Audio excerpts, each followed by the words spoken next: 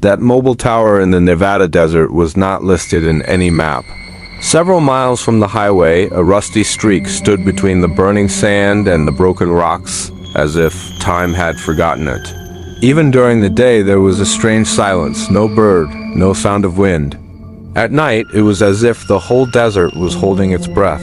Adam Collins was a freelance tech journalist in Las Vegas. He was obsessed with writing stories on old and strange technology. One night, he received an email that read only one sentence. If you really want to know where the dead people call, then find this tower in the Nevada desert. There was no name in the email, just an old coordinate. Adam thought it was a joke at first, but a picture below shook his heart. In the picture was the same mobile tower, and under it was history written, 10 years old from today. A phone screen was also visible in the corner of the picture, which read, incoming call, and the caller's name was Linda deceased Adam Google's name.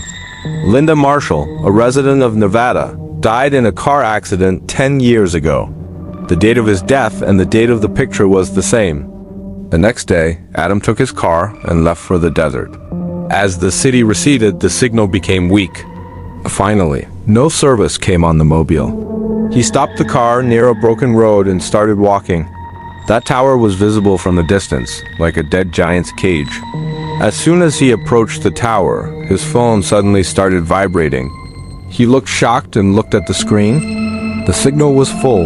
The call was coming. His hands trembled after reading the name of the caller.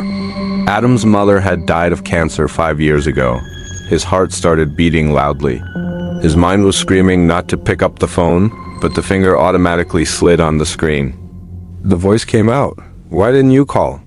There was no doubt in the voice for so many years, just sadness. Adam's tears came out. Where are you? There was a moment of silence. Then the voice changed, heavy and rough. We are here, with the tower. Suddenly the call was cut. The phone screen turned black, but the signals were still full. Adam looked back at the tower. He felt as if the shadows were moving under the tower, as if many people were standing quietly. He managed himself and circled around the tower. There were old footprints in the sand, some fresh, some like years old. At one place there was an old mobile scattered on the ground. Its screen was broken, but turned on. The time of the last call was visible on him 5 minutes ago. Adam picked up the mobile. A voicemail was open on the screen. He pressed the play. If anyone is listening to this, no. It doesn't call the tower, it calls. The one who answers does not go back. Voicemail ends there. At that moment, another call came to Adam's own phone. This time the caller's name was on his own. Adam Collins. The silence of the desert became the screen. Adam looked at the phone with trembling hands, and the shadows of the tower slowly moved towards him. Adam's breathing quickened. The phone was shaking in his hand, his own name flashing on the screen as if someone had captured his soul in a mirror. He put the phone to his ear, and there was a moment of complete silence on the other end. Then a faint rustling was heard, as if an old recording was playing. Adam's voice was exactly like his, but there was no life in it. What is this? Who are you? He shouted. I am the one who came here and stayed. The voice was soft, but every word was sinking into his heart. I also picked up a call.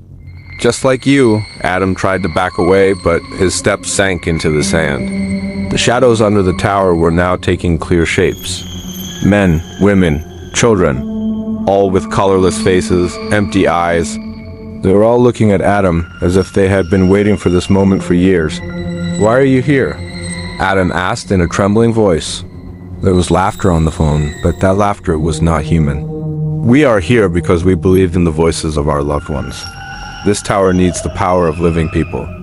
Your memories, your pain, your voice. Suddenly, the screen of Adam's phone began to change. Old photos began to appear one by one. A childhood photo, the last day with his mother, the hospital room, the funeral. A heart-rending whisper accompanied each photo. Stop it!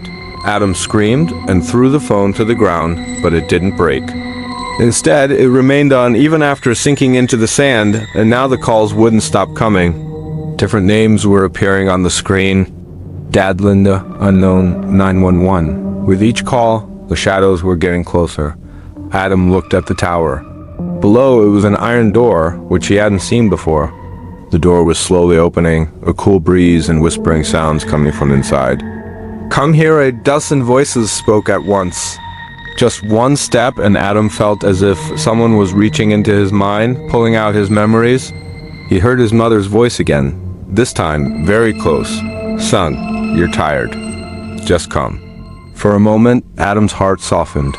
He took a step forward, but suddenly he remembered the words on the voicemail. "This tower doesn't call, this one does." He stopped himself with a force. He took the car key from his pocket and with all his strength, he pushed the tower. He hit the control box. Sparks flew, the light flickered, and all the shadows screamed together. The screams were full of human pain.